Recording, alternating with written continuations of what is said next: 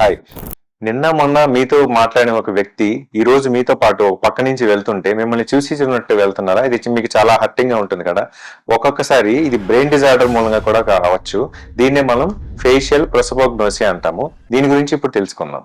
మనం ఏదైనా ఒక ఆబ్జెక్ట్ అంటే ఒక వస్తువు కానీ, ఒక మనిషిని కానీ, లేకపోతే ఒక చెట్లు కానీ ఇలాంటివి చూసినప్పుడు వాటి యొక్క ఆకారం ఎలా ఉంది, వాటి యొక్క కలర్ ఎలా ఉంది, వాటి యొక్క రూపురేఖలు ఎలా ఉన్నాయి అనేది మన కళ్ళు అనేది ప్రాసెస్ చేసి ఆ సెన్సరీ ఇన్ఫర్మేషన్ ని బ్రెయిన్ కి పంపుతుంది. మళ్ళా బ్రెయిన్ లో అది రిజిస్ట్రేషన్ అవుతుంది, స్టోరేజ్ జరుగుతుంది ఇన్ఫర్మేషన్, మళ్ళీ రీకాల్ కూడా జరుగుతుంది. సో ఇవన్నీ బ్రెయిన్ లో ఎక్కువ జరుగుతాయంటే ఫ్యూజిఫామ్ గైరస్ అని ఉంటుంది. అంటే ఇది ఆక్సిపిటో టెంపరల్ లోబ్ అనే భాగం ఉంటుంది బ్రెయిన్ లో. దాని యొక్క కింద భాగంలో అంటే బేస్ లో ఇది ఫ్యూజిఫామ్ గైరస్ అనేది ఉంటుంది. సో ఈ ఫ్యూజిఫామ్ గైరస్ ఫంక్షన్ ఏంటంటే మనం చూసిన ఆబ్జెక్ట్స్ ని రిజిస్టర్ చేసుకొని, స్టోర్ చేసుకొని ఆబ్జెక్ట్ ఇమేజ్ ని రీకాల్ చేస్తుంది. అంటే మనం ఆ ఫేస్ చూడగానే సో ఈ ఫేస్ ఫలానా వ్యక్తిదని మనం ఐడెంటిఫై చేయగలుగుతాం. సో ఈ ఫ్యూజిఫామ్ గైరస్ జస్ట్ మీకు ఇప్పుడు చూపించబోతున్నాను. So this is the fusiform gyrus. ఇది టెంపరల్ లోబ్, ఇది ఆక్సిపిటల్ లోబ్.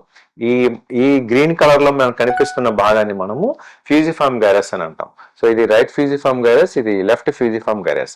సో ఈ గైరస్ లో ఈ భాగంలో ఎక్కడైనా సరే బ్లడ్ సర్క్యులేషన్ ప్రాబ్లం ఉన్నా కానీ, లేకపోతే ఏమన్నా బ్లీడింగ్ జరిగినా కానీ, లేకపోతే ఏమన్నా ట్యూమర్స్ ఉన్నా కానీ, సో ఈ ఫేస్ ని అంటే మనకి తెలిసిన ఫేసెస్ మనం రికగ్నైజ్ చేయలేకపోవటం, అట్లీస్ట్ తెలిసిన ఫేస్ రికగ్నైజ్ చేయలేము. అంతేకాకుండా మన ఫేస్ ని కూడా మనం మిర్రర్ లో చూసి కూడా రికగ్నైజ్ చేయలేము. సో దాన్ని మనం ప్రొసోపోగ్నోసియా అంటాం.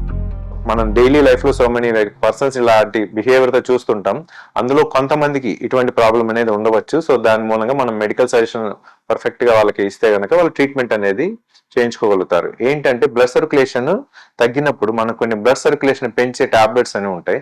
సో అటువంటి టాబ్లెట్స్ మెడికేషన్ వాడటం వలన ఆ పర్టికులర్ పోర్షన్ ఆఫ్ బ్రెయిన్ కి బ్లడ్ సర్క్యులేషన్ అనేది సాఫీగా జరిగి ఈ ప్రాబ్లం నుంచి వాళ్ళు బయటపడే అవకాశం ఉంటుంది. సో ఇటువంటి ప్రాబ్లం ఎవరన్నా మీరు మీ చుట్టుపక్కల కానీ మీకు తెలిసిన వ్యక్తులు ఎవరైనా ఇటువంటి ప్రాబ్లం ఫేస్ చేస్తున్నప్పుడు ఇమీడియట్ గా డాక్టర్ని కన్సల్ట్ అవ్వమని సజెషన్ చేయొచ్చు. Thank you.